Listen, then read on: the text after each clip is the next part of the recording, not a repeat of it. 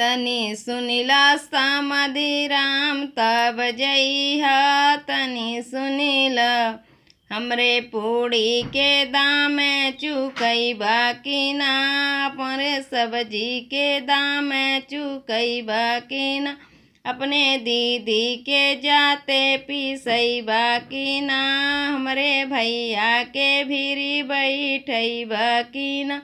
तनी सुनिला समाधि साले तब जइहा। तनी सुनिला दुल्हे राम तब जइहा। तनी सुनिला हमरे पूड़ी के दाम चुकैबा कि ना, हमरे सब्जी के दाम चुकैबा कि ना, अपने दीदी के जाते पिसैबा कि ना, हमरे भैया के भीरी बैठैबा कि ना। तनी सुनिला समाधि साले तब जइहा। तनी सुनिला।